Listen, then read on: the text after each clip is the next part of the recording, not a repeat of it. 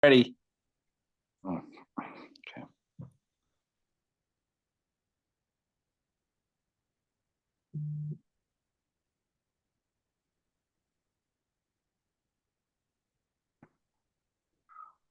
Welcome to episode 99 of the Civil War Breakfast Club podcast. Even though the sky isn't all purple and people are not running everywhere, I am joined as always by my co-host Mary, who is always ready to party like it's episode 99.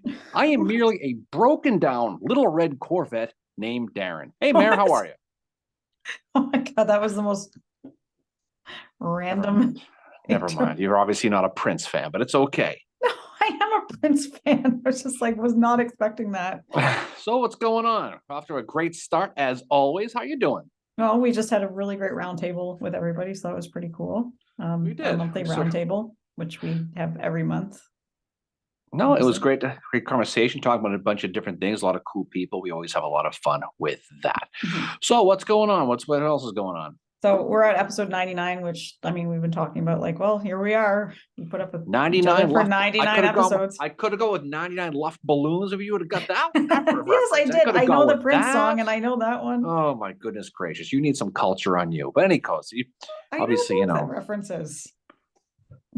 Anyway, so I can't believe you didn't get that. I did. But anyway, so we got some fun today. This is episode 99. We're almost at 100. So we're going to have a lot of fun today. We got some fun stuff to talk about in just a second. But I am the host, so I will do the honors here. And I will ask you, of course, what are you drinking tonight?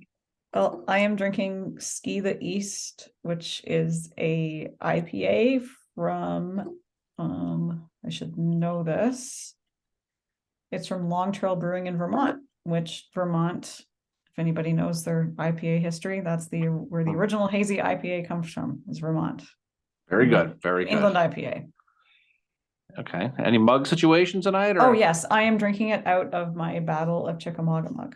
Okay. Because that is going to figure prominently in, well, I shouldn't say prominently, but we are going to be talking about it as part of the episode that we are doing tonight. Excellent. Very good. Very good. And what are you drinking, fine sir? Oh my God. Thank you for asking. I never thought you'd ask. I am drinking, it's called Stone FML, Fear Movie Lions, and from Stone Brewery, because we're going to talk about Stone's River a little bit. Not too much, but that's going to be part of this as well. And since you didn't ask, I will tell you, I'm drinking out of my U.S. Grant mug because he's not the focus of this episode, but he is going to promote himself prominently throughout this episode. So we're going to talk about according to Ulysses Grant. We're going to talk about this. And so today, Mary, I don't know if you know this, but we are going to talk about William Rosecrans. Now, this is a guy we've referenced in a bunch of episodes. We talked about him a lot. Stones River, we talked about Tullahoma, we talked about Chickamauga. And this, of course, is William Stark Rosecrans. Now, he's a guy who was, really had a good, we'll talk about him in detail, but he had a really strong beginning to his military career. But for many reasons that we're going to discuss here, he saw his career kind of fall flat due to politics, kind of like Governor K. Warren did. And he never really got over it. Now, Rosecrans was sort of he's sort of a punching bag for some. He's probably not toasted at the annual U.S. Grant Symposium. I wouldn't think so, no. But I mean, he's in some ways, though, Rosecrans, and I mean, I love Rosecrans, in a way like Governor K. Warren, but not as bad. He does he does kind of talk back to his supporters at that time. But at the same time, like my opinion is Rosecrans needs to be kind of elevated up and a little bit more respected when it comes to discussing the Civil War. Because like you said, he has a very strong beginning. He's got a very strong pre-Civil War career as well, as we're going to talk about. But like you said, it just politics gets involved, as well as, he's not the favorite of some of the, especially one in particular, of one of the stars at the end of the Civil War.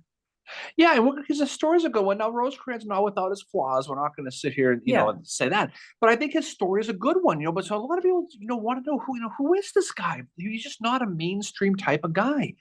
William Stark Rosecrans was born in Kingston Township, Ohio, which is just outside of Columbus, Ohio, which is not far from where the Michigan Wolverines beat the Buckeyes this last fall, by the way. Just want to get that out there.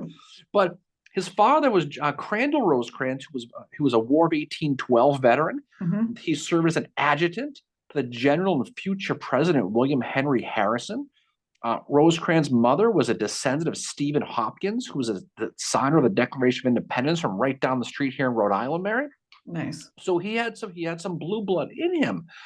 He grew up at a farm and had very little schooling, but he did learn how to read, and so he spent much of his youth, reading, and kind of like Lincoln, if you think about that. Yeah. And Rosecrans was poor, so paying for college was going to be a big deal for him. Yeah.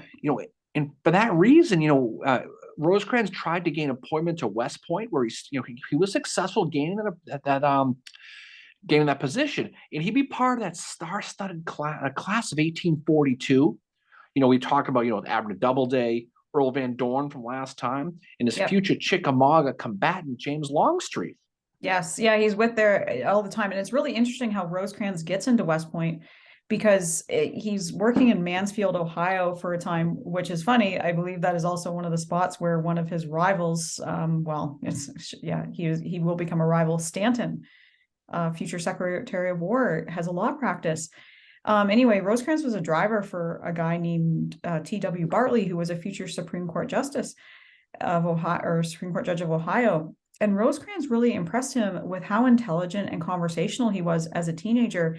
And Bartley really urged him to get a higher education. But as you said, Rosecrans and his family are poor, and they can't make it work. So Rosecrans and his father start corresponding with Congressman Alexander Harper from their district. And as you said, he ends up getting that appointment at West Point, and he's part of that class that has, it's got Longstreet, Doubleday, D.H. Hill, Earl Van Dorn, McLaws, Gustavus Smith. All these guys are part of this class. Yeah, he finds himself in a class, and in that class, he's going to end up graduating 5th in that entire class.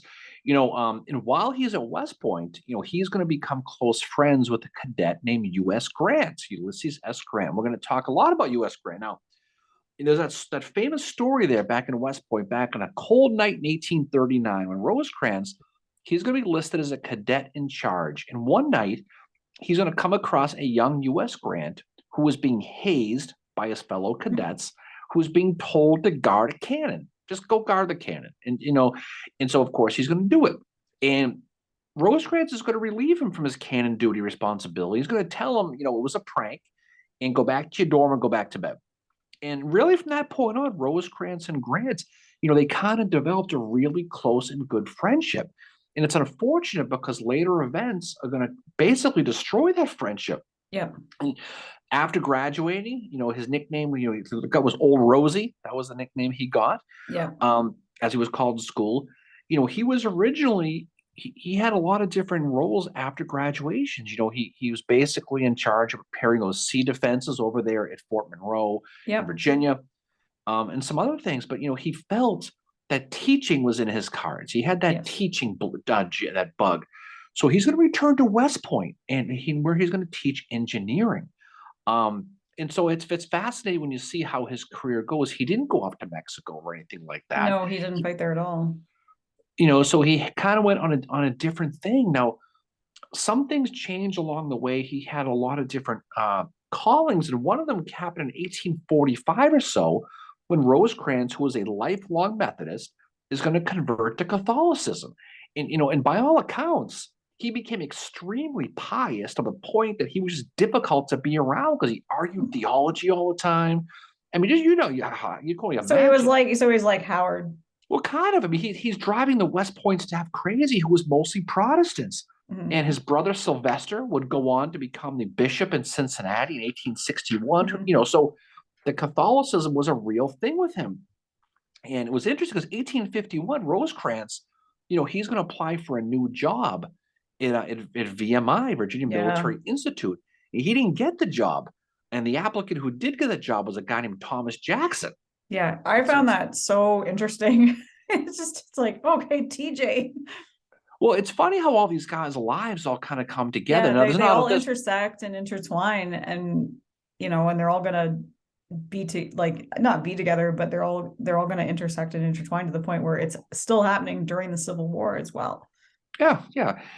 Sometime in 1854, so Rosecrans is going to quit the army. Yeah. He's going to quit as a first lieutenant. He's going to join that private sector. Now, The thing about Rosecrans, we mentioned before, he was very self-taught. The dude was smart. He was not he didn't fall off the turnip truck. No. He's not some Ontario Canadian resident. I mean, this is a smart guy we're talking about here, Mary. But and we're going to talk about this in detail here in a second. But he was an inventor. He had a bunch of patents, and and you're going to talk about a handful. But his real claim to fame was that developing an enhancement for kerosene for these lamps. And I know there's a whole bunch of stuff that you researched about that. Yeah, so like in 1855, he takes over the Canal Coal Company in Coal River in what is now West Virginia. So it would have been West Virginia at the time. In 1856, he becomes president of the Coal River Navigation Company, and in 1857, he becomes part of the Preston Coal Oil Company for manufacture of kerosene. And during his time off, like from military service, he does earn several patents, including the first kerosene lamp to successfully burn a round wick and a more effective method of manufacturing soap. There's also in 1859. So if you look at pictures of Rosecrans, he often has almost like a smirk on his face. And there's a reason for that. And I'm talking about the pictures of him during the Civil War. That's because in 1859, he was burned severely when an oil lamp exploded and set the refinery on fire, and he was severely injured. It takes him 18 months to recover from that, and he had facial scars, and he had the appearance of having a perpetual smirk on his face. And when he recovered from those injuries, that was when the Civil War began. But some of the other patents he had, just before we get into the Civil War here, he designed and installed the first complete lock system in what is now West Virginia on the Coal River. Today, it's known as the Coal River Locks, Dams, and Log Booms Archaeological District. He built one of the first oil refineries west of the Allegheny Mountains. And in the early part of the Civil War, he is going to invent what is known as the Rosecrans ambulance as well. And you can see one of those on display in Gettysburg at the name is now escaping me. At the Spangler Farm. Go see our friend Mark Blanchard over at the Gettysburg Foundation. They have a tour of that. But he has that in 1859. He's the president of that Preston Oil Company, and whatever happens, a lamp explodes, and like you just said, he's left with that permanent smirk on his face, and all I could think about was, all he needed was a little bit of makeup. He could have been a supervillain. The Joker. The Joker. Wait till they get a load of me. He could have done that. One of the great roles of Jack Nicholson ever, right? I hate to think, what does that make Grant? Is Grant like Batman? I'm not sure, but he could have gone the other way. Just saying. He didn't go to a world of evil. No, but in 1861, I don't know if you know this, Mary, but a bunch of people from South Carolina are going to decide to fire on Fort Sumter, and the Civil War is going to begin. And it's going to cause Rosecrans to re-enlist as a colonel in the 23rd Ohio. Now, this regiment, obviously, it's star-studded as well, but it includes future President McKinley, as well as Rutherford B. Hayes. And, Rosecrans is going to get his star on May 16th, 1861, as Brigadier General star, exactly one day before U.S. Grant, which means that Rosecrans is going to have seniority. And he's going to report to General George McClellan in Western Virginia, and he'd be decisive in those battles of Rich Mountain in July of 1861, where Rosecrans is going to lead those forces that are going to be led by John Pegram. He's going to beat him, and he's going to cause Pegram to lose 20% of his men. It was a pretty big victory at the time. It's one that George McClellan happily took credit for, by the way, Mary. Big time. It also helped pave the way for the creation of the new state, which will become today West Virginia. But what I have to think, though, Rosecrans was pretty envious of seeing Little Mac's star rise, because it certainly did after the adventures they had together in what will become West Virginia. Rosecrans is interesting, though, because he was a couple of things. He was very popular with his men. He had a horrific potty mouth, just like you do. I mean, the guy knew a lot of swears. He did, which is funny because he's Catholic and he's super, he sounds like he's super religious, but he's got this apparently he could swear as much as Slocum or Andrew Humphreys could. Well, he did. He was very strict, but he was almost like a father figure for these guys. The thing about Rosecrans, a lot of people don't realize, and people hear this about Chamberlain once in a while. Rosecrans had a really strong stutter. He had a real problem talking. Especially when he got upset, which apparently he had quite the temper on him, and he would like kind of go off on people, but then he would like forget about it, and kind of like things would go back to normal, like nothing happened at all. Well, they said when he got really upset or really nervous is when it came out. They said he sounded like a duck and they couldn't understand a word he was saying. All I could think of is the Donald Duck voice. And I can't do the voice, okay? But they say that's how he sounded. Oh, I always thought that, maybe that had something to do with Lincoln's old "like a duck stuck on the head" insult. Maybe because it's the word duck comes up again. Who knows? Like, because Rosie did have, like, he did work with Stanton, and we'll talk about this, for a period of time before he went to the Western Theater, and obviously they didn't get along. So maybe Stanton, I mean, shady guy, might have said something to him about it. Yeah, but I mean, I just picture him, and that's what it was. You think of how these guys talk, and that was an issue for him. Mm-hmm. So the next thing for Rosecrans, he was going to get sent out west. Now, not long before, U.S. Grant is going to be securing Forts Henry and Donelson, and where soon after, Grant is going to see his reputation really unfairly, hit by the envious Henry Halleck. In reports of Grant's drunkenness and his incompetence, all these stories came out about Grant, right? And from Halleck.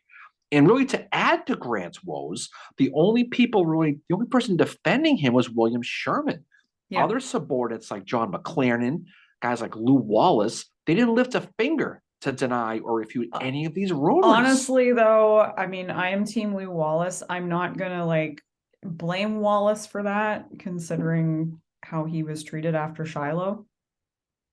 Well, I'm not saying it was wrong. All I'm saying is that he didn't exactly have a course of, cast of people coming out to save him. I mean, if you're the scapegoat for the Battle of Shiloh, which Lew Wallace was, you're not going to be like, oh, hey, Grant's awesome, Right, but he was defended by Sherman, which we'll come back later on to talk about absolutely that. Was, yeah. So Rosecrans is going to arrive at Pittsburgh Landing, which is where Shiloh was fought, on May 23rd, 1862. Now, this is post-Shiloh. Okay, Shiloh was a month before. And old Rosie is going to join his old friend and classmate Grant, and he's going to command the right wing of the Department of the Mississippi under the command of John Pope. Now, when Rosecrans and Grant met, and again, they were close at this time, they were friends from school, according to Adjutant John Rawlins. We'll talk about him later on. Grant said, "How are you, Rosie?" and greeted him warmly. Grant is going to later write, Rosecrans is a warm personal friend and one of the ablest and purest men, both in motive and actions.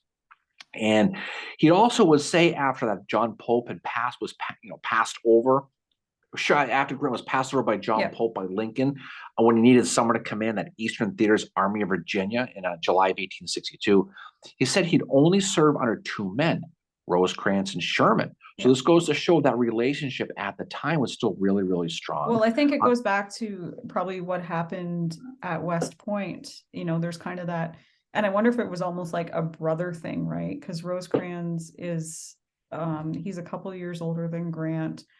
And I think it was almost this respectful, he helped me out, this brother thing and same with Sherman. Sherman was like a year older than Grant. So I think Grant saw the two of them, even Rosecrans at this time, and he will see Sherman like this throughout the entire Civil War, but kind of this brother figure, that looked out for him. But I mean, unfortunately, that friendship is gonna kind of end. It's gonna lead to basically a lifelong feud between Grant and Rosecrans. Now, it was kind of around this time it was set to begin, unfortunately. So, September of 1862, the federal outpost on the small town of Iuka, Mississippi, which is about 25 miles southeast of Corinth, is going to fall to General Sterling Price, who he'd been ordered there to head towards Nashville from Braxton Bragg as part of that Kentucky expedition we talked about, right? Price and his 12,000 men, they're going to move into Iuka and await the arrival of a rebel fun lover named Earl Van Dorn, who we've talked about as well, his army of West Tennessee. Now, the combined forces would certainly be targeting Grant's communications, his lines in that Western Tennessee area, because he wants to help hinder the possibility of Don Carlos Buell's army reinforcing him. And I would refer you, Mary, to the episode we talked about with Bragg in Kentucky, if you have forgotten, if the mood should strike you. Just saying. Yes. Okay. Here we go. Hey, you're already paying attention. But Grant didn't want to wait around, like me on a No. Friday night back in the day here. He wanted to hit Price in Iuka. He didn't want to sit around. So he came up with a plan to hit Iuka. There you go. Your little word there. So bad. So he's going to use two independent federal columns, both approaching Iuka from two different directions. A classic pincer movement, they call it, designed to force Price to GTFO out of the area. Now, one column is going to be commanded by Edward Ord. He's going to have 6,500 men. He was going to hit first from the north and from the west. I'm not going to go into too much detail about Iuka, but just real quick, just telling you how the whole thing went. Yep. Okay.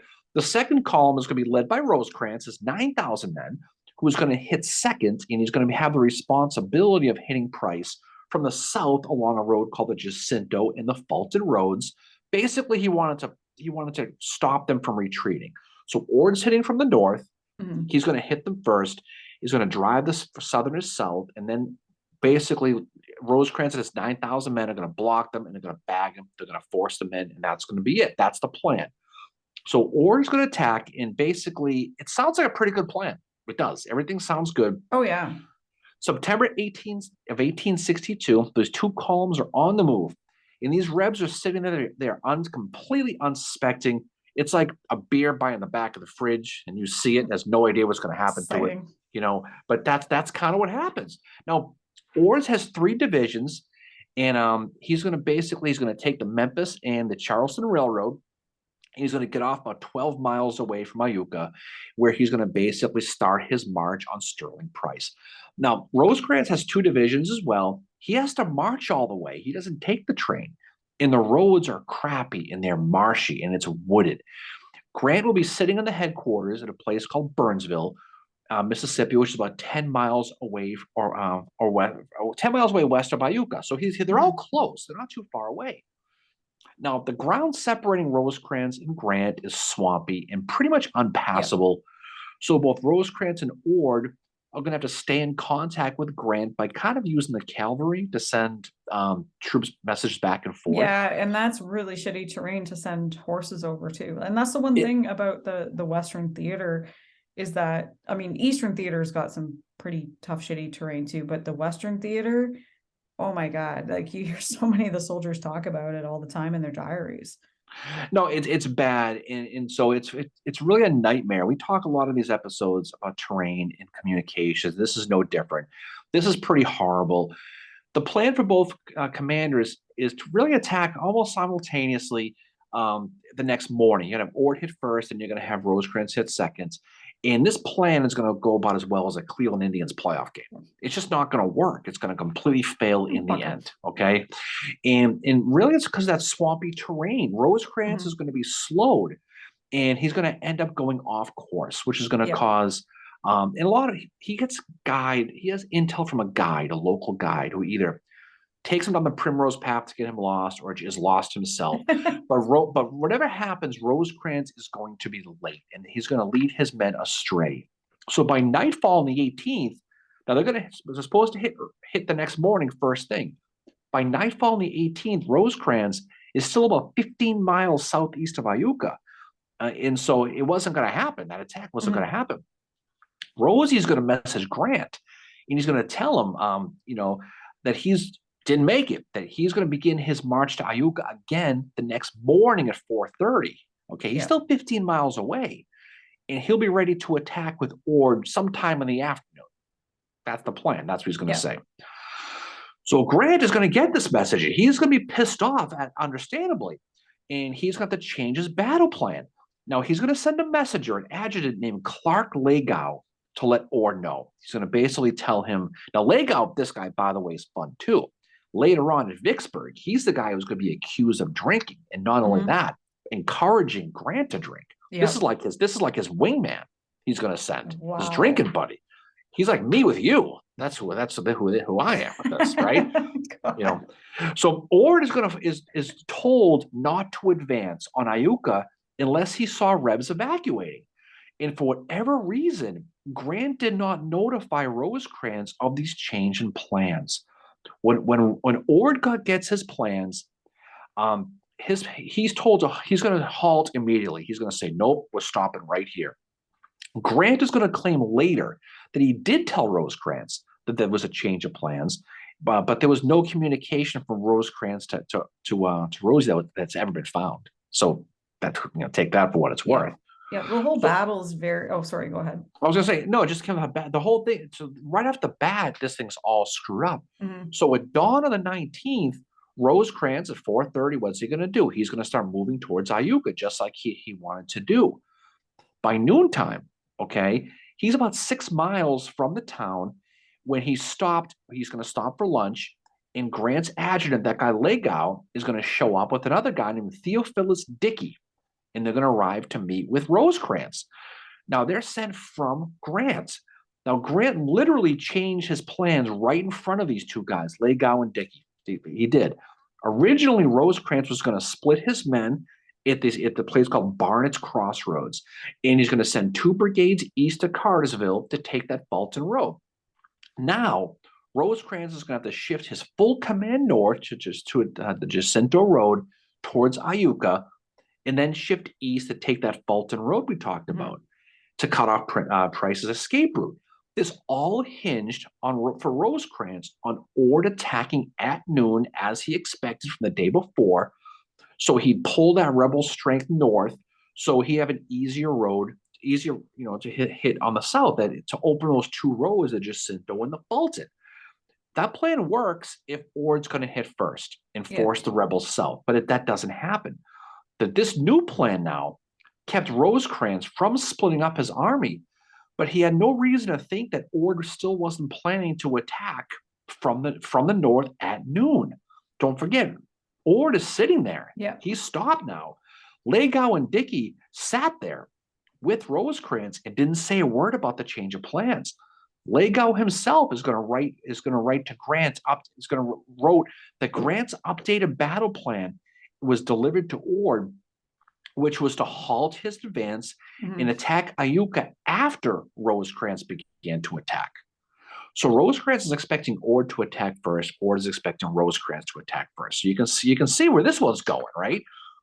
Legow and Dickey asked Rosecrans. They said, "Do you intend to attack it in the afternoon?" And Rosecrans said, "Yup." And he's like, "Okay," because that's what he thought his original order was. Yep. Now he's expecting at any time around noon to hear Ord's guns going off. Okay, doesn't hear it. Rosie is basically reminded, that per the order, the main attack was going to begin in the north. Yeah. And then it was going to enable him to surprise Price in the Savannah. Ooh, right? That's what he's going to do. That's kind of how it's supposed to happen. Dickey is going to later write, Colonel Legow and I were sent by General Grant to visit General Rosecrans and to explain to him the plan of operations. So they're admitting they had the plans. Instead, they rode with Rosecrans literally to the head of the column and didn't say a word of the new plan. And that Ord was to attack only after Rosecrans opened up the fight. Yeah. And Rosecrans didn't know this. No, and Iuka, like when you look at it, and I mean, I haven't studied it overly in depth. I looked at it obviously a little bit for this episode from Rosecrans' perspective, also Grant's too, and we are going to be doing an episode on it in the very near future. But it is such a confusing battle because of the miscommunications. It's not, as studied when it comes to, if you read a Grant biography, Iuka does not get a lot of attention, even though I think it's a big part of his history. But like the terrain is really bad. You have these 2 guys that are supposed to be relaying messages, and it's not happening. And then you also, and we'll get to this, and this is what leads to this rift between Rosecrans and Grant, which is a big part. It's a part of the history of Rosecrans, so you have to talk about it. But there's 30 hours where Grant doesn't communicate, and nobody knows what he's up to. Right, exactly. And you picture poor Rosie in this situation. He's expecting little resistance, right? Yeah. And he's thinking he's going to have an easy go of it. So Rosecrans was stunned when he gets to where he's supposed to go. And what does he see? He sees 11,000 rebel troops staring at him and 8 cannon. You can only imagine. Rosecrans was going to lay it right to his wife. During this time, not a shot was heard from Ord. So he's riding in there thinking, I'm just going to wait here and wait for the battle. And he sees 11,000 of Price's guys just staring at him. Mm-hmm. Oh, shit, right? Dickey and Lagau, the 2 guys, they actually hung around for 30 minutes to watch the battle start instead of racing back to Grant to let him know what the hell was going on. Now, this is thinking this is going to give Grant time to perhaps move Ord in, but he doesn't do it because they're going to watch the battle. They're going to sit back, get their popcorn going, and watch the first couple of innings of the game before they head out. That's kind of what they do. So bad. Now, when Dickey and Lagau finally head back to Grant's headquarters, guess what? They get lost on the way. Because of course they do. They end up falling down a ravine. Okay.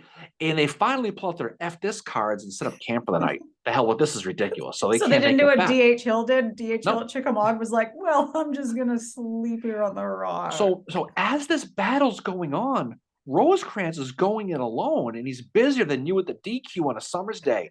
And the Rebs succeeded in, guess what? Cutting off Rosecrans' escape route on the Fulton Road. So the whole thing is dogs and cats living together mass hysteria now. The whole thing just went off the rail.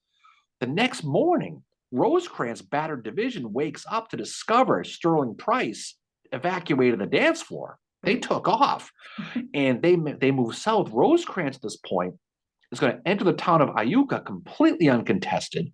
And this is where he goes wrong because he doesn't go chase Price down. He sets up camp in the town and says, put my feet up and take it easy. The hell with this.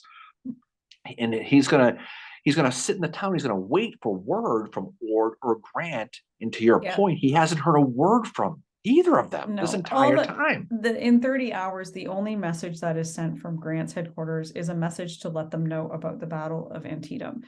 And that has been signed by staff officers for Grant. So it's not even known if Grant even sent it, but there's a 30-hour gap that we really don't know what Grant was up to. Yes. Rosie's going to turn to one of his subordinates, David Stanley. We talked about David Stanley before. He's going to turn to David Stanley. He's going to yell, where in the name of God is Grant? He probably said something different. Well, probably. He swore, but that's what he wrote down. So Rosecrans had sent a message to Grant through the cavalry, and the messenger arrived at the headquarters in Burnsville right around the same time as Dickey and Lagau finally showed up the next morning. They all kind of got there around the same time. Yeah. And amazingly, this was the first time Grant had heard anything of the previous Battle of Iuka. And this is probably around 10 o'clock in the morning now. At one point, at this point, Grant is going to order Ord, say that 3 times fast, to get your ass to Iuka, ASAFP, get down there. And when Ord arrives finally, Rosecrans was pissed. You can only imagine the colorful adjectives and adverbs thrown at him. He's going to say to Ord, why did you leave me in the lurch? And at that point, Ord is going to hand him the revised plans from Grant that he hadn't seen before. And he's going to go, okay, well, this is interesting because this is completely different. Predictably, Rosie lost it. And this began that lifetime feud with Grant because he never forgave him for this. No, because he was left holding his diaper in the rain. Yeah, literally and figuratively. And nobody would kind of back down from what happened either. Nobody would be like, oh, it was his fault or whatever. Nobody's going to say it was all miscommunication because of the train, because of whatever. But also, it doesn't help that Grant disappears for 30 hours and nobody knows where he is. Well, I mean, who knows? Who knows? But Ord, though, was just 4 miles away the entire time. He's going to claim he didn't hear the battle because there was an acoustic shadow. The acoustic shadow. And that's probably true because it happens a lot. But he did say he saw the smoke rising from Iuka and assumed it was Price burning all his materials while he was retreating the town. So who the hell knows? But if you're Rosecrans, you have questions. I've got questions. Yeah. if I'm Oh, Rosecrans. I would have questions. And these are questions to this day still exist. One, why didn't Ord attack? Okay. Why didn't Grant update? Why wasn't he updated as the attack was underway? Why did Grant alter his plans and not notify him? That's a big one, right? And another big one, why the hell didn't Colonel Legau and Dickey not tell him of the change while they were visiting with him? Yeah. Your guess is as good as mine with these ones, but that's a communication issue that we're dealing with here. Grant assumed zero blame for any of it.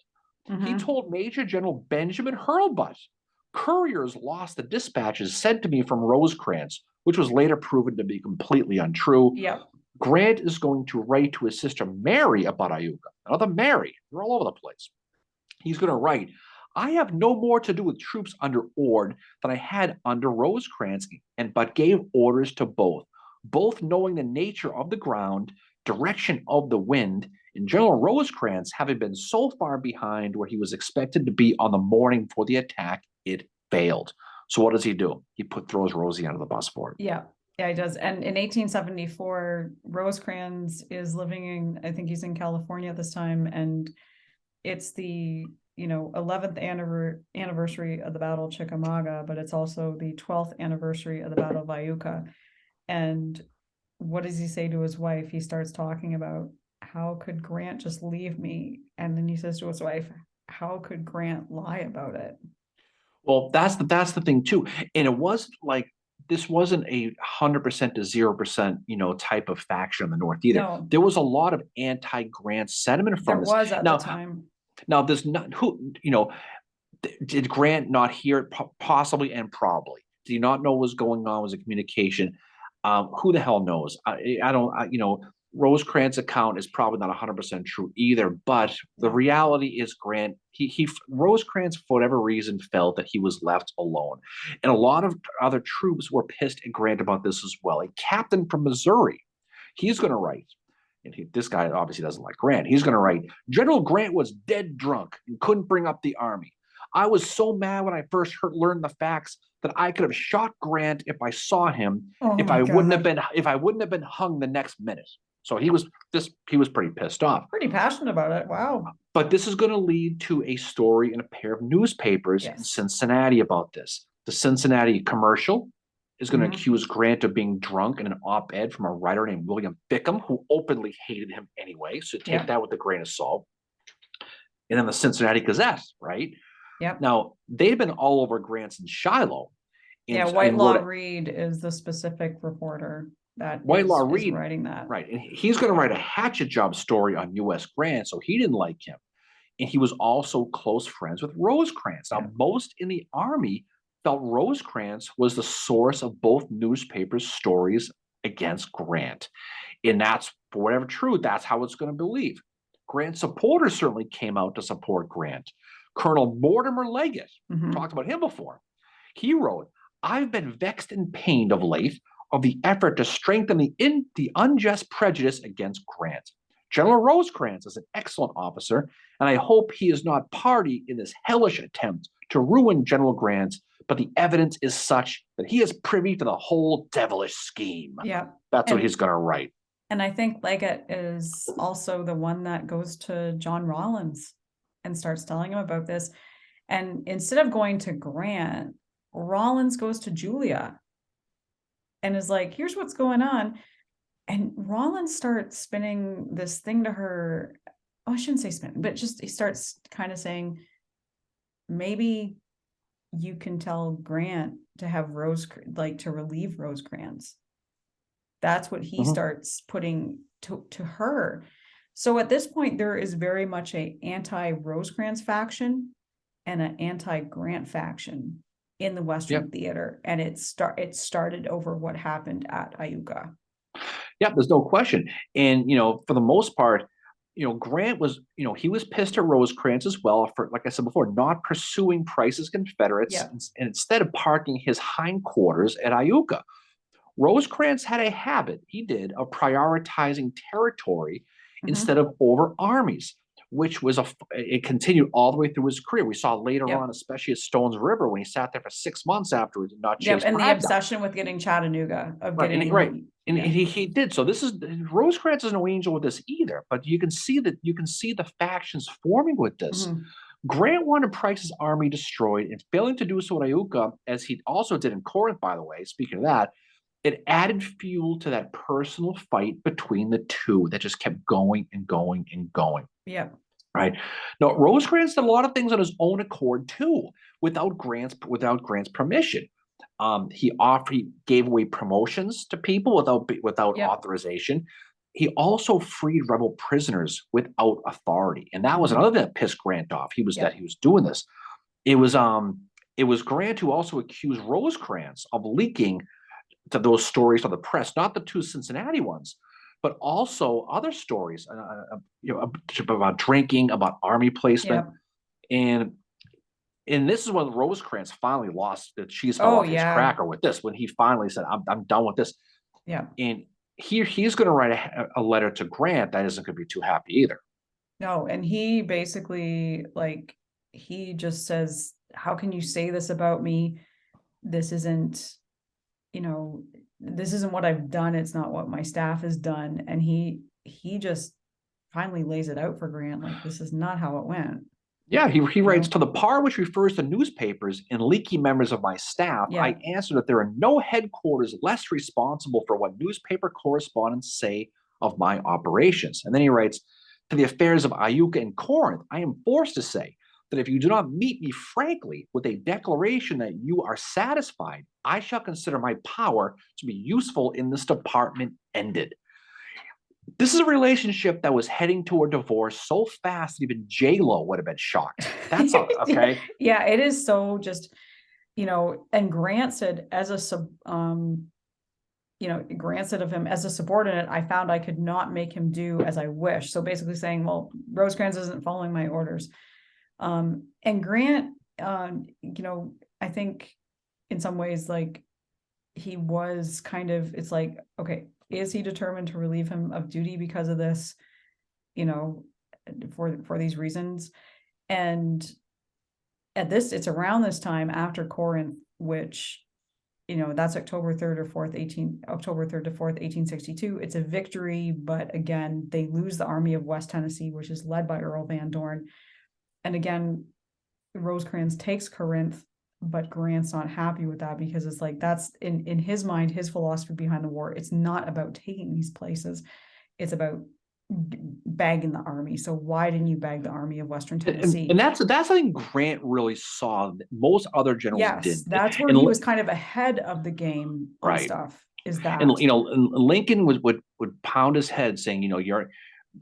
And you saw it later on with other battles, but Grant had the force of knowing that the enemy was the army. It was not the land. It was not the territory. But you know what you do when you want to get rid of somebody in real life here. You promote them, right? Yeah. And Rosecrans, he gets promoted, and he's made commander of the Army of the Cumberland. Right. And so he's going to go, but before he does that, he goes to meet with Rosecrans, and they have a meeting. And at that meeting, I think Rosecrans kind of comes away thinking the issue has been resolved between the two of them. That Rosecrans has finally said, look, I'm not going to talk to the newspaper reporters, and neither are my staff. So please stop accusing me of that. No, it was. They were both happy to be moving on from each other. Sherman, he's going to write, Grant was relieved as much as disappointed in him. He was happy that he was going. Yeah. Sherman was also shocked at what had happened too. And so it's interesting. So you mentioned that meeting when Rosecrans stopped by, and he went there to defend himself and basically say everything you're hearing is not true. He specifically pointed out that Mortimer Leggett quote and said, this is ridiculous. But Grant, he whatever, for whatever reason, he basically said, he said Rosie felt that Grant told him that his behavior was he was perfectly satisfactory. But he's like, and so that they felt like Rosie, that things were okay, but Grant clearly wasn't. They kind of was one of those, how are you doing? I'm fine. I get that a lot. One of those deals, right? What? And it sounds like maybe it's probably not fine, but that's how you feel. For whatever reason, Rosie felt it was fine. Probably didn't get a whatever. He probably just got I'm fine. But that's kind of what happened. But Rosecrans finds himself now, Mary, in charge of a huge army, the Army of the Cumberland. And he has an outstanding set of subordinates with him. He's got George Thomas, who he's very good friends with. Right. Alexander Chucklehead McCook. He's got the old Chucklehead with him, as well as Thomas Crittenden, right? So he was implored by Lincoln, for the love of God, I need fighters. And the expectation is that you are going to fight and you're going to attack Braxton Bragg's Army of the Tennessee as soon as you can.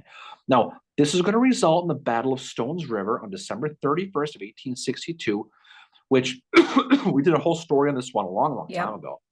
But it was a much needed Union victory at the time, coming off of a bloodbath of Antietam. And that slow crawl. Oh, sorry, go ahead. I was going to say, and that slow crawl of Grant heading into Vicksburg. And it was a victory. Some people say it wasn't, but it was. Grant allegedly, and this is allegedly, he says it was not a victory.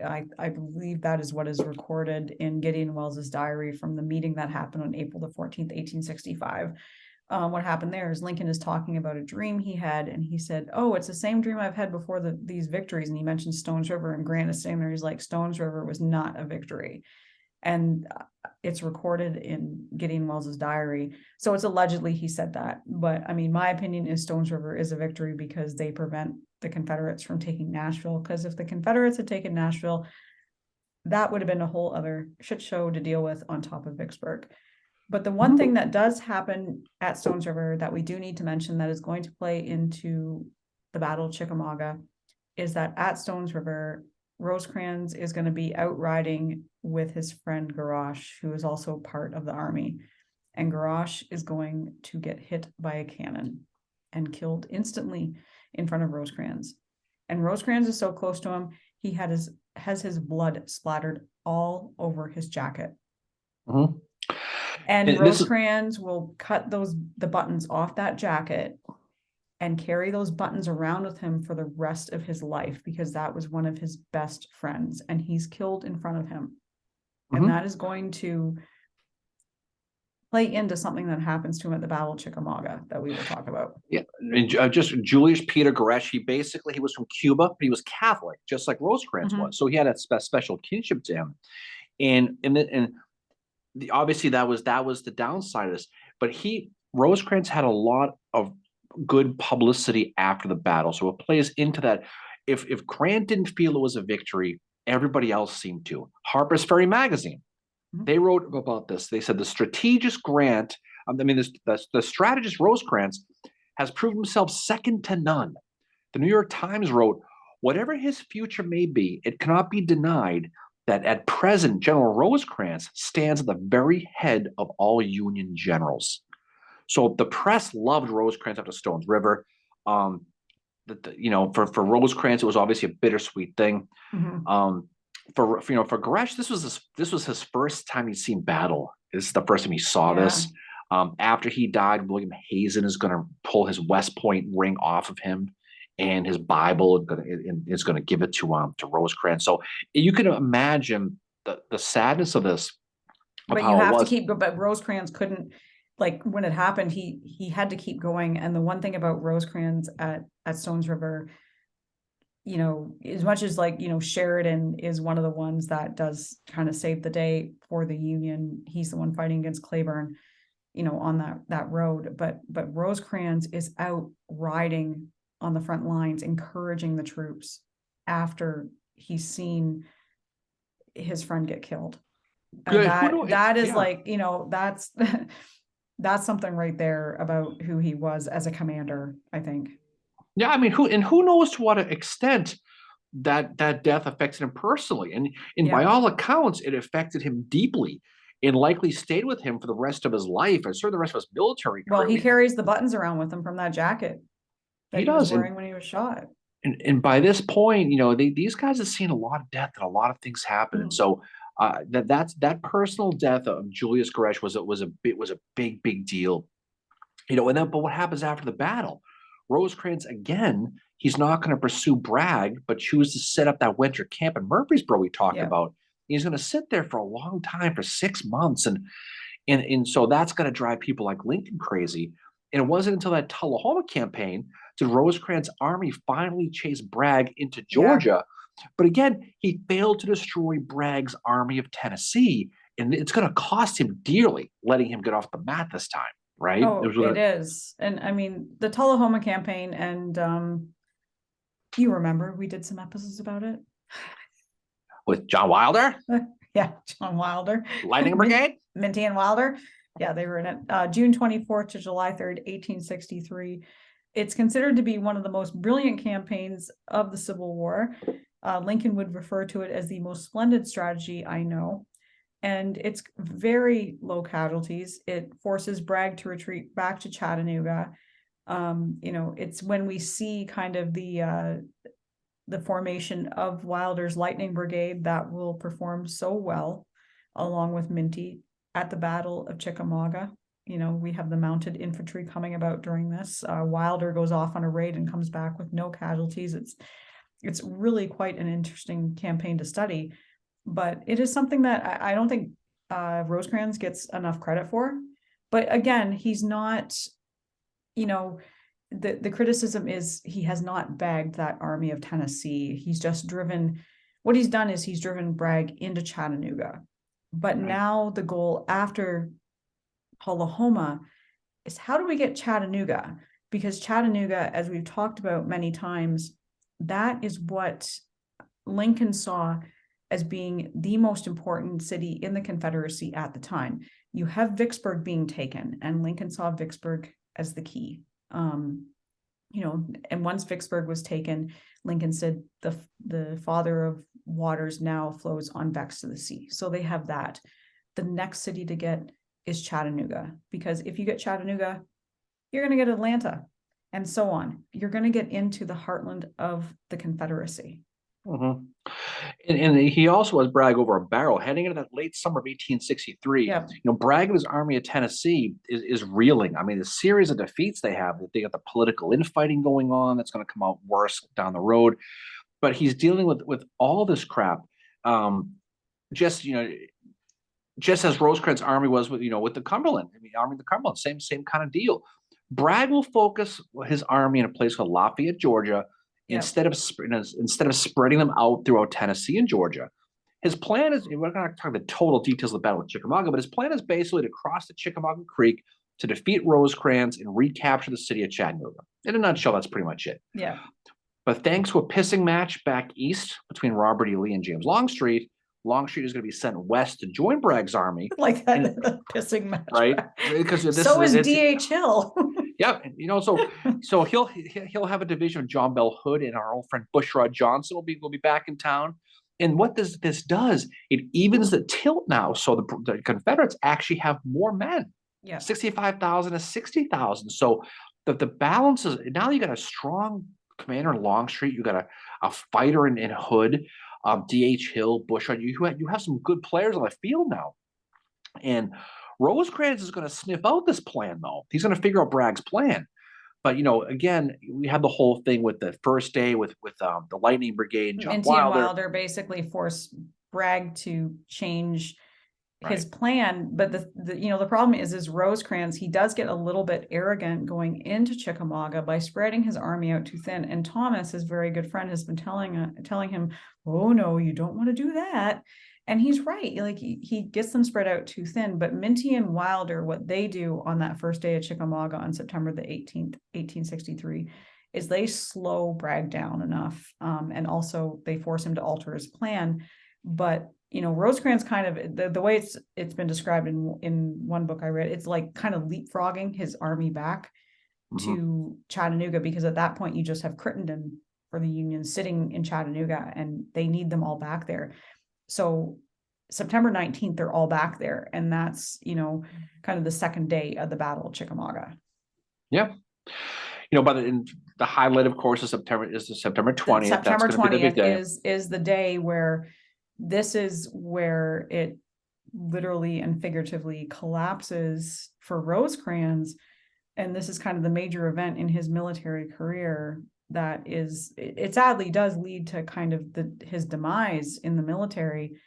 But September 20th, 20th, 1863 is known as the breakthrough. And that's because Thomas J. Wood is ordered to close up and support General Joseph J. Reynolds' division in order to fill what is an assumed gap, except there is no gap. And Wood gets this order and he's standing around with it and he's like, WTF, and, people around him are saying, dude, you've got to obey this because you're one step away from being court-martialed. Because the thing with Wood is Wood was kind of like, he had a big mouth. He spoke out against his his commanding officers and all this other stuff. But Rosecrans had went and dressed him down that morning, I think, and basically been like, dude, you need to calm the fuck down. And like, just Wood had done something that had pissed Rosecrans off. And, Rosecrans is the type of guy, he got pissed off, but then within like 5 minutes, he's like, oh, I'm fine. Everything's cool. Like, let me buy you a beer kind of thing. But Wood had been dressed down. He could, at this point, he couldn't disobey it. He was like, all right, I'm going to do it. Fine. He had to move it was his division, right? And Wood knew it was a mistake, and by doing that, by moving his army to fill a gap, what he did is he created a gap, and that went from there, and so this gap it's going to lead to John Bell Hood. He breaks through that, and he breaks through that gap faster than the time it takes for Joe Burrow to score against Buffalo. That's how quick it is. He goes sorry, go ahead. I was going to say, so he bursts right through, and what happens is Chickamauga now turns into that disaster for Rosecrans because his men, they're driven from the field towards the town. You have George Thomas. He's going to have his famous stand at Snodgrass Hill and Horseshoe Ridge, but the writing's on the wall at this point. Now Thomas's men are holding the line, so the other men can evacuate to Chattanooga, including Rosecrans, who I don't want to say criminally was not up front. He went to Chattanooga and he went to the town. And he wasn't up front with his men. And that's not good because and that's going to ultimately be a huge mistake by Rosecrans, both professionally and personally now. Yeah. And the thing is that order that Wood got, we don't 100% know who wrote that order. It probably wasn't Rosecrans. My opinion, it might have been Garfield, but we don't know. I mean, it could have been someone on Garfield's staff. It could have been an adjutant. It could have been because Garfield does throw Rosecrans under the bus. At the end of the day, whoever wrote that order Wood had no choice but to obey it. And so the fog of war. I mean, the flash of battle. Who the hell knows? But after Chickamauga, it's going to set down a domino of effects now. That's not going to end well for Rosie. Joseph Hooker, good masshole Mary from Massachusetts. He and his 15,000 men are going to be ordered to Chattanooga by Edwin Stanton. He's also going to send U.S. Grant to send an additional 20,000 men under William Sherman, who had been in Vicksburg. Now they're all converging on Chattanooga. Oh, and by the way, Mary, he wants Grant to go to Chattanooga personally. And he's going to give him the option of keeping Rosecrans or getting rid of Rosecrans. I will give you $1 if you tell me what you think he did. You're fired. He got fired, okay? Grant still has a raging hate on for Rosecrans at this point, and he has actual cause to get rid of him. He's going to dump Rosecrans' army of the commander of the Cumberland, and he's going to replace him with George Thomas. And Thomas is going to do his thing. Big surprise, shocker of all shocker. No, but imagine that, like Thomas is so close with Rosecrans, and imagine being Thomas in that position and like, okay, Well, he was a logical choice, though. I mean, he was the best support. Absolutely, he was. But I can't imagine personally, thinking of them as a human, like, wow, my one of my close friends just totally got fired, and I got promoted. How does that, how does that play into the situation? That's why I wish. We had more of Thomas's writings to see how he maybe felt about that whole situation. And maybe they are, in the OR or something like that. Maybe there's something that indicates how he felt about that. Oh, yeah. But Grant's going to send word to Rosecrans that he's been fired. And Rosie's going to be leaving. Rosecrans will be heading north back to Cincinnati. doing his walk of shame back to Yeah. the Queen City. And around this time is Grant is coming down into Chattanooga, and guess what? They're going to bump into each other. Yeah. Because of course they are, right? And they're going to talk about Rosecrans' cracker line that he had come up with, that plan with Baldy Smith, and to help break that southern blockade to allow food and supplies to get into the city for the Union troops who were being starved out there. And, you know, and that brings up controversy as well, because that brings up that controversy of who came up with that cracker line plan, which was very, very successful.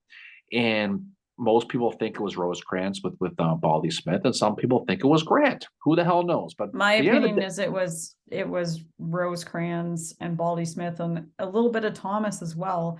And then Grant needs a little bit of credit too. I'm sure he was able to somehow tweak it and improve upon it. But you know, to leave Rosecrans out of that is honestly, I think it's unfair because you don't know 100%. Yeah, I think it's probably, you know, it's probably Rosecrans and Smith realistically with I think it is definitely Rosecrans and Baldy Smith. You know, but I mean, Rosecrans, his story doesn't end there, though. It continues. No. You know, he's going to toil around Missouri for a bit as commander of Department of Missouri in January of 1864. He got to chase around his old Iuka nemesis Sterling Price for the most part, but for the most part, Rosecrans' combat days were over at that point. Despite that, you know, that ignominious end with Grant, Rosecrans is going to actually be considered for political office during this time, Mary. As a matter of fact, his old Chickamauga friend and former chief of staff, James Garfield, who is running the Ohio presidential delegation, is going to kick Rosie's tires to see if he'd be interested in running as Abraham Lincoln, the guy with the hat, as his vice president nominee in the 1864 election as a Democrat, right? Yeah. By all accounts, Rosecrans kind of said, well, maybe he had a little bit of interest in it. He will send a message back to Washington, and for whatever reason, whatever became it, no one knows, but Andrew Johnson, of course, becomes Veep. There were some rumors in Washington, D.C. that none other than Edwin Stanton received a telegram from Rosecrans, and somehow it fell off the truck and no one saw it. Again, Stanton's shady guy, but I mean, could you imagine how different history might be? Yeah, I mean, exactly. So you get what you pay for, right?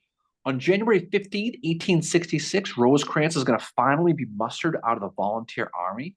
And not long later, he's going to be appointed as U.S. Minister of Mexico by President Johnson. And I know this is going to surprise you, Mary, okay? But he held that office until President U.S. Grant took over after he was inaugurated. And guess what U.S. Grant did? Ousted him. He fired him again. He fired Rosecrans from the minister position. So there you go. I swear, I mean, I love U.S. Grant. I have a lot of respect for him. Amazing guy. He's one of the reasons, you know, like end of the Civil War, with what he did. But man, when you got in Grant's doghouse, unless your name was Sherman or Sheridan, like, sorry, Grant people, but you don't ever get out of that doghouse. I mean, I don't even think.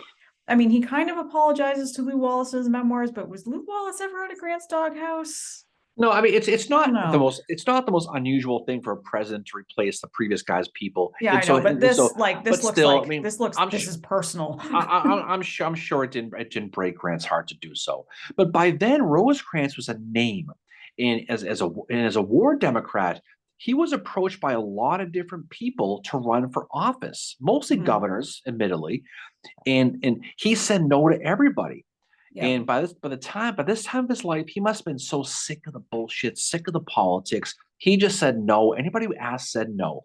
As a matter of fact, he earned the nickname of the Great Decliner for saying no so often. Wow. A friend of mine in college dated a girl who used to call a Great Decliner too, and I didn't even know she was even into politics. So that's the weirdest thing how that is. But Rosie had different plans though. Yeah. Someone told him that California is the place he ought to be, so he loaded up his truck and he moved to Beverly Hills. That is. Oh my God, that needs to be a meme. Rosecrans is going to move to the small town of Los Angeles in 1969, where there must have been plenty of great land because he bought 16,000 acres of it. Ironically, it's not too far from where the LA Rams Super Bowl team play. I mean, the football team plays now, right in that same area. He paid $250 an acre for this land. He paid $40,000, which is about $875,000 today. Holy shit! Here's what I want you to do, Mary. When we get done, I want you to call the Century 21 office in LA. They're probably still open, and say you want to buy 16,000. You want to buy 16,000 acres downtown in LA for $875. And see what they say to you. Okay, okay. People thought Rosecrans was crazy to buy this land back in the day because there was no natural spring nearby. Yeah. They thought it was worthless land, but Rosecrans built his house on it, and he called it Rosecrans Rancho. That's what he called it. Oh my God, that sounds like a sitcom or something. Sounds like a bad Mexican place you go. Make sure go running right for the Pepto after you go to Rosecrans Rancho. But he must have got bored sitting around the beach, because in 1880, at age 61, Rosecrans is going to decide to get back into politics again. This time as a state rep, and soon Rosie found himself elected as the congressman representing the California's 1st district, beating incumbent Republican, a guy named Horace Davis, by exactly 1,509 votes. Real close at election. So Rosie now is a representative. Back in Washington, he became chairman of the U.S. House Military Affairs Committee, and it's clear that his attitude towards Grant had not softened at all. No, he had not. So in his role, Rosecrans, he got to do a lot of different things. And what does he do? He does not vote to give Grant funds. He publicly opposes a military pension for Grant. Yeah. Grant at this time saw most of his assets depleted. He was living on just $6,000 a year. I know it's a lot more now, even with inflation, but Grant did not have a lot of money. Rosecrans publicly opposed giving him a pension. And according to Rosecrans, he writes of Grant, many of his claims from the war were lies, and he knew they were lies when he made them. That's what he said when he was giving him his pension. So his attempt though failed, because the bill passed, Grant got his pension. But finally, after 2 terms, Rosecrans is going to leave Congress in 1884 and return to California again. And he's going to sign on as a regent at the University of California. So he's going to get back in education again. But soon he ends up getting the itch again to get back into U.S. government. He ends up being named registrar of the U.S. Treasury. So he's going to hold that role from 1885 to 1893, which meant that every dollar bill that was issued in that time had his name on it. Because if you look at the dollar bill as a signature on it, that signature is the job Rosecrans had. That would be so cool. So you could look up the bills and get a Rosie autograph, right? Oh, sorry, go ahead. I was going to say, so he was getting back into that. So it's pretty simple. I don't know what I think about that, but it's pretty cool to see the signature on there that Rosecrans would have been the guy. But and he also, going back to Chickamauga, he spoke at a grand reunion of veterans North and South on September 19th, 1889, delivered a very moving address there. And then a year later, Congress established Chickamauga and Chattanooga National Military Park as the nation's first national battlefield park. So that is pretty cool that he had a hand in that, even though that is the battle, which was really, I don't want to say it's his downfall, because, my opinion is he had a lot going on at that time. And there was something that President Lincoln said after that battle about Rosecrans, and he said it to John Hay. So I think it was kind of said in private, not meant to be seen by anybody. And of course, because Nicolay and Hay published their papers, it was eventually seen. But Lincoln said that after the Battle of Chickamauga, Rosecrans seemed confused and stunned, like a duck hit on the head. And I used to think that was kind of like, oh, that's just Lincoln's sense of humor. But I kind of see it in a way, my opinion, it's more of an insult, because I think Lincoln didn't really understand what was going on at the time, like how chaotic things were. But also, I think given what happened to Rosecrans at Stones River, with seeing one of his best friends, like Garash, killed in front of him very horrifically, his mental, the tread on his tires had worn down. And it's my opinion that, it wasn't diagnosed at the time, but I think Rosecrans probably did have PTSD at Chickamauga. And that's why he he reacted the way he did. He was also going off of no sleep leading into Chickamauga. But I think if you look at the Rosecrans we saw at something like Rich Mountain, even at something like Iuka, Corinth, and even at Tullahoma, which Lincoln said was, absolutely brilliant. It's not the same Rosecrans we see on September 20th, 1863 at Chickamauga. And I think he takes a lot of criticism for that, but he had been through a lot by that point, and no doubt all of them had, but I think for him that was kind of when the tread had worn off, and he probably had PTSD by that point, and it was just kind of a moment for him where he was like, I can't do it anymore.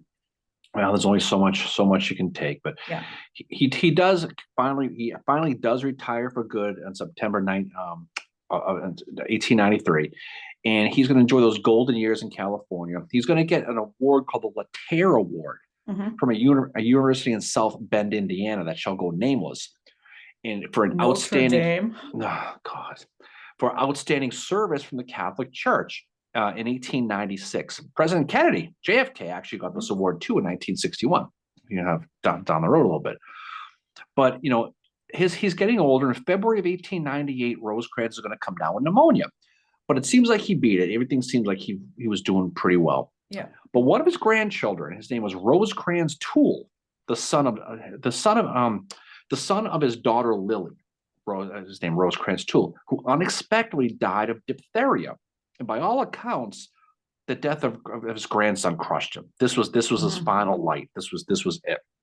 Now, for a man who'd seen so much death in his life, the death of Rosecrans Toole was the final straw. Yeah. And William Rosecrans is going to die himself on March 11th, 1898 in Redondo Beach, California. And his body is going to lie in state in Los Angeles City Hall, with a casket is going to be covered with the battle flag from the Battle of Stones River in Chickamauga on it. He's going to be buried in LA, but eventually he's going to be dug up and moved in 1908 to Arlington National Cemetery, where he's still there today. And the thing about him, though, is that his legacy remains truly in the eye of the beholder with this.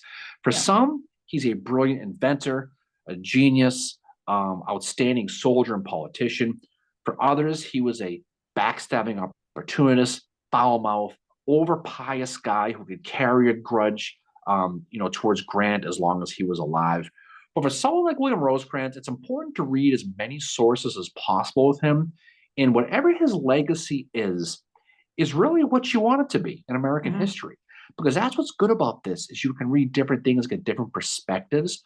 But for someone like Rosecrans, you have to understand that there's a lot of competing factors in this to push him down, whether real or perceived. And I think that when you look into his details, you realize that he was somebody who could have done a lot bigger things, but for whatever reason, politics, the PTSD thing, if that's true, all of these things held him down and really denied the Union a solid general down the stretch as the war kind of came to an end. And I think I always felt that was kind of sad about him.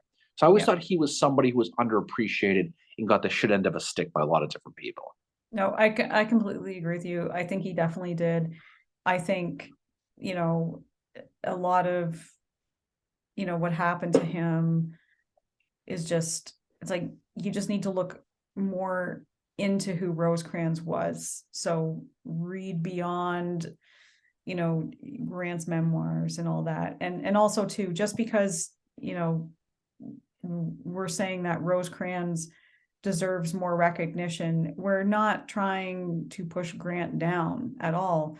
Grant deserves where he is in the historical record. Grant is a victor. He's an amazing general. We just see Rosecrans as, he's up there with him. He's one of the reasons, early on the Union had successes. He's one of the reasons the state of West Virginia was formed. He had early successes in the Civil War. Tullahoma is a brilliant campaign. Stones River, in my opinion, is a victory. And in my opinion, too, Rosecrans is a person who suffered from PTSD, and it got him at Chickamauga. And I think that's why that's what happened to him there.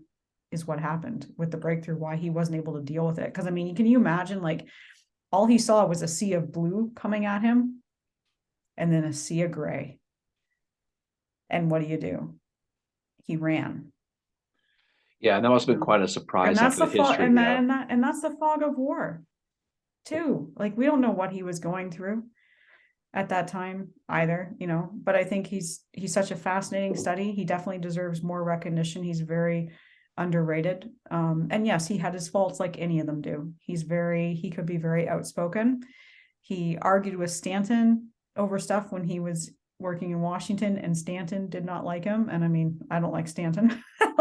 So that's where I'll leave it with that. But I mean, Rosecrans is worth a look. And just because you have a high opinion of Rosecrans does not mean that Grant is any less of a general. No, it doesn't have to be one or the other. But I think as you study these people, you realize every one of these people had backgrounds, they had stories. Yeah. They all had their things that they had to deal with. And also, the Civil War was a situation that nobody ever thought they'd be in. You know, even with a West Point background, even graduating fifth in his class, you never know what's coming, and you never do. You never know how it's going to affect you either. It is what it is. So, speaking of affecting us, what's coming up next, Mary? So next for us is episode 100. Wow, 100 episodes. Yeah, we will be episode 100. We will be having a guest, Alexander Rose, author of The Lion and the Fox, which is about Confederate espionage and the Confederate Navy being built in Liverpool, England during the early part of the Civil War. We will be talking about that using the background of his new book. As I said, it's called The Lion and the Fox. So we will be doing that. We will be having our usual YouTube live streams this Saturday, and then obviously the following Saturday. And also on February the 18th at 1:00 p.m. Eastern time, we will be having a actual like in-person hangout at Fourscore in Gettysburg. Fourscore beer right down there off of Mount Washington Street. So definitely do it. Looking forward to the next episode. We're gonna get to talk about blockade runners and spies and pirates and all kinds of fun stuff we're gonna get to talk about with this 100th episode. Who would have thought? Who would have thought? But Alex Rose is going to be great. Everybody knows him from his book Washington Spies, from AMC's series Turn. If you saw that, you know who he is. And his book is fantastic. It shines a light on a portion of the war that people don't really study. The politics that that took place in England to make England trying to maintain neutrality. And at the same time, the Confederates hoping to use them to build a navy to challenge the blockade. And so it's a fascinating study. We've been wanting to do Navy for a while, so this is a good step in that direction. But I think it'll be a good time. So Mary, again, great time as always. Talk with that old Rosie. Hopefully we did him a little bit of justice.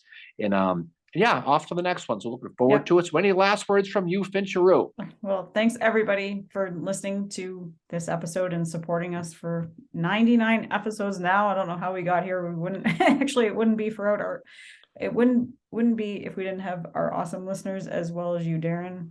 Well, I got 99 problems, and you and our listeners are not one of them, Mary. So off we go. Wow. How about that? Okay. Well, everybody, thanks for listening. We appreciate it. Long day for us, Mary. Long night, but we're going to shut this down and call it a day. So, everybody, thanks for listening. We look forward to see you on the live. Looking forward to the next episode when we hit triple digits.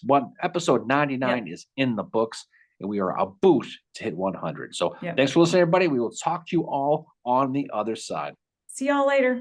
Peace out. Bye.